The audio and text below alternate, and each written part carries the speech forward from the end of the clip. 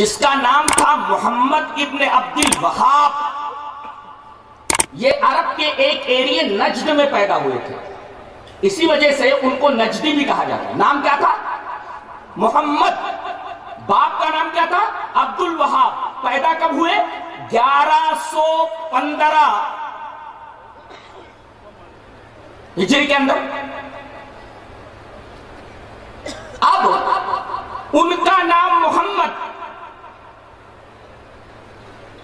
تو ان کی طرف اگر اہل حدیثوں کو منسوب کر کے بولنا ہے تو محمد ہی بولو، اس لیے کہ ان کا نام محمد تھا. اور اگر باپ کی طرف منسوب کر کے ہم کو وہابی کہا جاتا ہے تو ان کے باپ کا نام تو وہاب نہیں تھا، عبد الوہاب تھا، تو عبد الوہاب ہی بولو، اس لیے کہ ان کا نام عبد الوہاب تھا، وہاب نہیں تھا.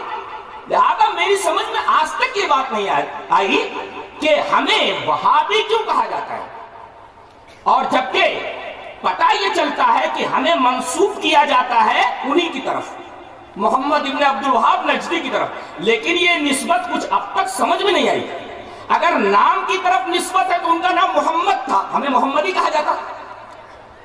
باپ کی طرف اگر منسوب کیا جاتا تو عبد الوہاب ہی کہا جاتا، اس لیے کہ باپ کا نام عبد الوہاب تھا.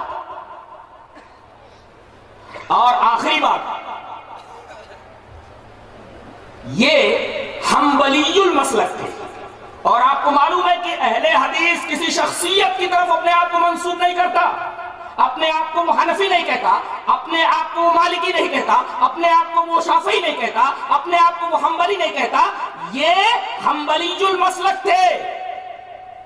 انہوں نے اپنی نسبت مشہور امام احمد بن حنبل کی طرف کر رکھا تھا. اور آپ کو معلوم ہے کہ اہل حدیث اپنی نسبت کسی شخصیت کی طرف نہیں کرتا سوائے اللہ اور اس کے رسول کے. لہذا کس بنا پر ہمیں وہابی کہا جاتا ہے، آج تک میری سمجھ میں یہ بات نہیں آئی. اچھا، اس آدمی سے انہیں دشمنی کیوں ہوئی ہمارے بھائیوں کو؟ اصل میں اس بیچارے سے ایک بہت بڑا گناہ ہو گیا تھا. گناہ کیا ہو گیا تھا؟ اس نے نبی کریم صلی اللہ علیہ وسلم کی ایک حدیث کے اوپر عمل کر لیا تھا. یہ بہت بڑا گناہ تھا اس کا. کس حدیث کے اوپر عمل کر لیا تھا؟ اس سے پہلے کہ میں وہ حدیث آپ کے سامنے پیش کروں، میں یہ بتا دوں کہ ایک زمانہ ایسا تھا کہ سعودی عرب کے اندر قبروں کو پختہ بنا لیا گیا تھا، اور پکی قبریں بنا بنا کر کے لوگ ان قبروں سے استمداد کرتے تھے. قبر والوں کو مشکل کشائی کے لیے پکارتے تھے، ان سے استمداد کرتے تھے، مدد مانگتے تھے. حضرت محمد ابن عبد الوہاب نجدی نے حکومت کی مدد سے ان تمام پکی قبروں کو اکھاڑ دیا اور انہیں زمین کے برابر کر دیا. انہوں نے کون سا گناہ کیا؟ انہوں نے جو یہ عمل کیا در حقیقت نبی کریم صلی اللہ علیہ وسلم کی ایک حدیث کی روشنی میں کیا. اور اگر حدیث پر عمل کرنا گناہ ہے تو یہ گناہ ان سے ہوا ہے. وہ کون سی حدیث ہے؟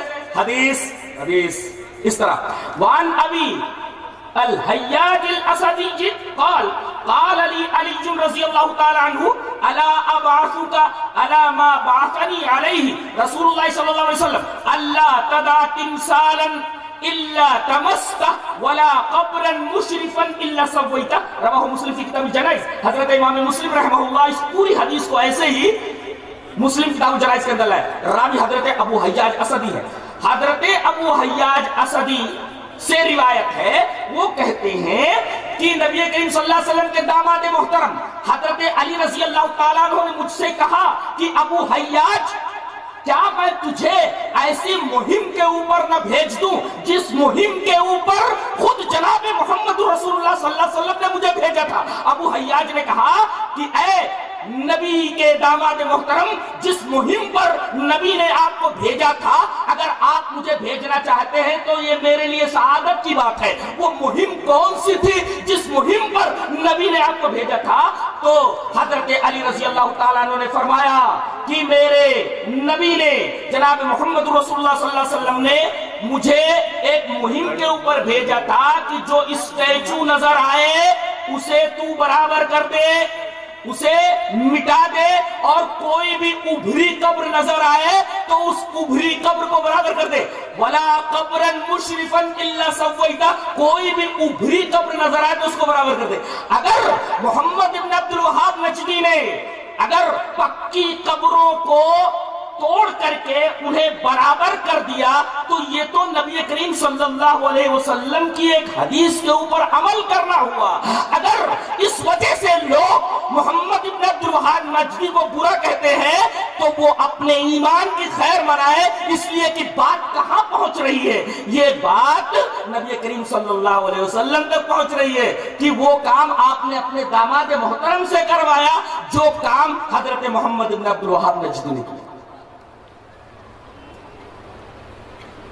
ثابت کیا ہوا کہ ہم وہابی نہیں ہیں۔ کیوں ہمیں وہابی کہا جاتا ہے؟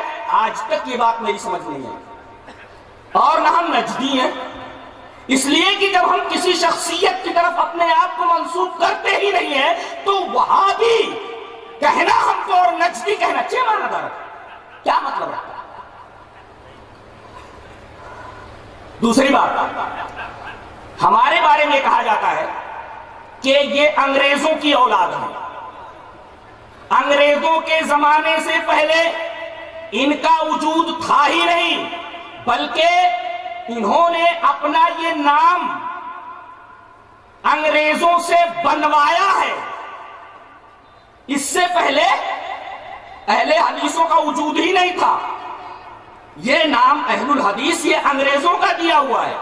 آئیے ذرا پس منظر میں چلتے ہیں۔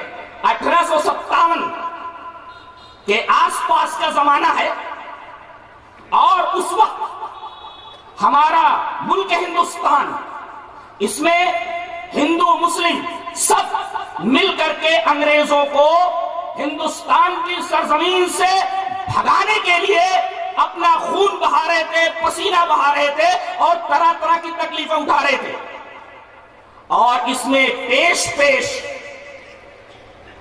اہل حدیث علماء، اہل حدیث نوجوان تھے جو سرحدی علاقوں میں انگریزی فوجوں سے نبردآزما تھے، اور انگریز ان سے بہت پریشان تھے۔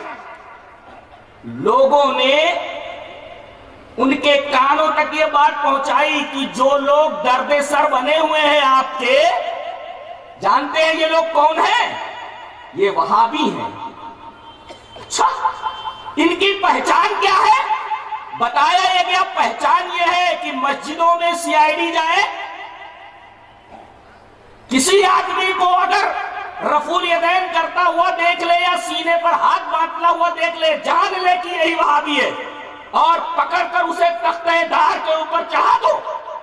اس طرح پکڑ دھکڑ اہل حدیثوں کی چالو ہوئی۔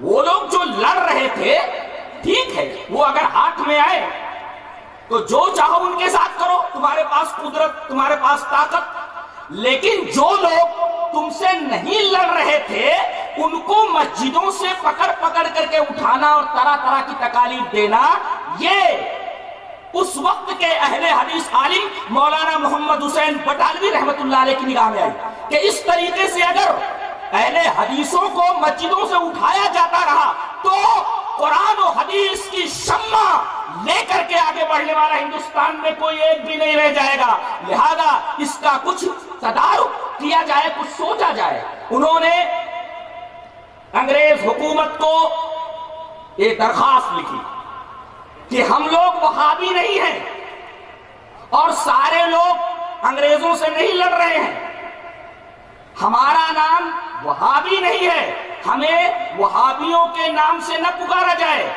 ہم اہل الحدیث ہیں، ہمیں اہل الحدیث کے نام سے پکارا جائے اور رجسٹروں میں یہی نام ہونا چاہیے۔ جانتے ہیں جواب جو اس کا گورنمنٹ کی طرف سے آیا وہ یہ تھا، اور سنیے، جواب یہ تھا کہ ان کو وہابی نہ کہا جائے، بس یہ نہیں تھا کہ ان کی درخواست پر ہم یہ کہتے ہیں کہ ان کو اہل الحدیث کہا جائے، ایسا کچھ بھی نہیں تھا، بلکہ یہ تھا کہ آج سے ان کو وہابی نہ کہا جائے، کسی بھی خط کے اندر یہ نہیں ہے کہ کسی انگریز نے یہ لکھا ہو کہ بھائی ہم ان کو اہل الحدیث نام دے رہے ہیں، آج سے ان کو اہل الحدیث کہو، وہابی نہ کہو، بلکہ ہر خط کے اندر یہی تھا کہ ان کو وہابی نہ کہا جائے۔ تو یہ کہنا کہ انگریزوں نے ان کو یہ نام اہل الحدیث دیا ہے، یہ تو سراسر اہل حدیثوں کے اوپر زیادتی اور بہت بڑا ظلم ہے، اور جس کی کوئی بنیاد نہیں ہے۔ یہ تو اس شبہے کا جواب ہوا جو شبہ اس طرح پیش کیا جاتا ہے کہ انگریزوں کے زمانے سے پہلے اہل حدیث نام تھا ہی نہیں۔ ایک جملہ یاد رکھیں کہ مولانا محمد حسین بٹالوی نے انگریزوں سے اہل الحدیث نام منوایا ہے، بنوایا نہیں۔ جملہ یاد رہے گا، جملہ یاد رہے گا، بنوایا نہیں، منوایا ہے کہ ہمارا یہ نام پہلے سے ہے، اس کو منوایا، انہوں نے بنوایا نہیں کہ انگریزوں نے یہ نام بنا کر کے اہل حدیثوں